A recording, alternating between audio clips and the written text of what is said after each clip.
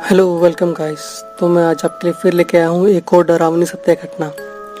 ये बात उन दिनों की है जब मैं 9वीं कक्षा में पढ़ता था। तब मेरी उम्र मात्र 14 साल थी और उस समय मैं अपनी फैमिली के साथ रहता था। मेरी फैमिली में मम्मी पापा और छोटी बहन थे। मेरे पापा एक सरकारी नौकर थे, इसलिए हमें सरकारी क्वार्टर में रहना पड़ता था। जब मेरे पापा का प्रमोशन हुआ तब हमने उस कॉलोनी से बाहर एक बड़ा सा फ्लैट ले लिया। इसके बाद हम उस नए फ्लैट में शिफ्ट कर गए और मैं बहुत खुश था ये सोचकर कि उस घर में मैं एक अलग से कमरा ले लूँगा। पता नहीं क्यों जब से हम उस घर में रहने आए थे तब से मुझे उस घर में अजीबोगरीब बेचैनी सी महसूस हो रही थी।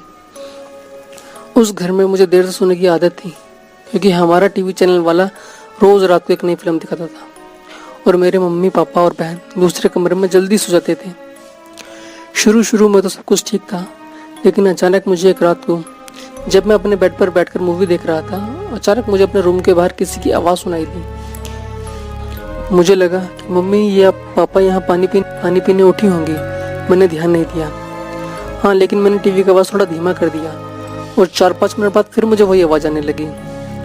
वह आवाज़ किसी औरत के चलने पर उसके पायल से होने वाली आवाज़ जैसी छन छन छन थी।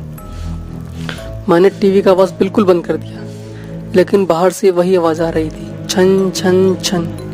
यह आवाज़ सुनकर मेरा शरीर कांपने लगा और मेरे रोंगटे भी खड़े हो गए। आवाज़ लगातार आ रही थी और 4-5 सेकंड के बाद फिर सुनाई देती थी। इसके बाद बंद हो जाती और फिर सुनाई देती थी। ऐसा ही बार बार होता रहा, जैसे कि कोई भारी पायल पहनकर चल रहा हो। मेरा दिल जोर जोर से धड़कने लगा। ऐसा लग रहा था कि अब मेरा हृदय मेरी छाती से बाहर आ जाएगा और मुझे समझ नहीं आ रहा था मैं क्या करूं। मैंने सोचा कि मम्मी पापा को भी उठाकर उनसे सारी बात बता दूं। बाद में मैंने हिम्मत करके दरवाज़ा खोला तो अचानक ये आवाज़ मुझे सुनाई दी। उस समय वही आवाज़ बिल्कुल मेरे सामने से आ रही थी। ऐसा लग रहा था जैसे कोई नवविवाहित स्त्री चलकर मेरे पास आ रही हो, लेकिन सिर्फ आवाज़ ही आ रही थी। सामने कोई भी नहीं दिख रहा था और आवाज़ भी बिल्कुल स्पष्ट सुनाई दे रही थी। मैंने मम्मी पापा को जगा दिया और सारी सच्चाई उनको बता दी। मेरे पापा इस बात को मानने के लिए बिल्कुल तैयार ही नहीं थे। वैसे भी वो सब पूरी तरह नींद में ही थे, किसी ने भी मेरी बात पर ध्यान तक नहीं दिया। मैं अपने मम्मी पापा के कमरे में ही उनके साथ सो गया। ऐसे ही 3-4 दिन निकलने के बाद एक रात फिर मुझे वही आवाज़ सुनाई दी। बाद में मुझे धीरे धीरे इस आवाज़ की आदत सी पड़ गई। आवाज़ आने का कोई समय कंफर्म नहीं था।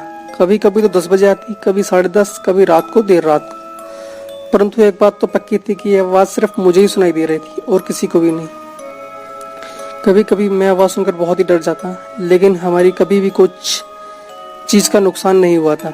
8-9 महीने बाद हमें एक नया फ्लैट मिला और हम वहाँ पर शिफ्ट हो गए। उसी फ्लैट में हमारी जगह पर जो नए लोग रहने के लिए आए थे वो हमारे जान पहचान के लोग थे। उनका बेटा मेरा बहुत अच्छा दोस्त था और उनका फैमिली भी काफ़ी बड़ा था। एक दिन वह अंकल हमारे घर आए और हमसे पूछा कि क्या आपको कभी कभी वहाँ पर कोई आवाज़ सुनाई देती थी। बस यही बात सुनकर मुझे पूरा यकीन हो गया कि वो कोई मेरा वहम नहीं था। उस अंकल के पूरे परिवार ने वो आवाज़ सुनी थी। आखिर में मेरे मम्मी पापा को भी यकीन हो गया कि मैं उस दिन झूठ नहीं बोल रहा था। बाद में उन लोगों ने घर में पूजा पाठ करवाया। हमने ये बात जानने की कोशिश की कि उस घर में आखिर हुआ क्या था। तब जाकर हमें पता चला कि उस घर में एक नहीं बल्कि 6 आत्माएं रह रही थी। इस बात को 14 वर्ष हो गए हैं। अब मैं बड़ा हो गया हूँ। मुझे पता नहीं कि आज भी उस घर में आवाज़ सुनाई देती है कि नहीं, लेकिन आज भी जब मैं उस आवाज़ के बारे में सोचता हूँ तो मुझे एक अजीब सा डर लगता है। भगवान की कृपा से आज सब कुछ ठीक है।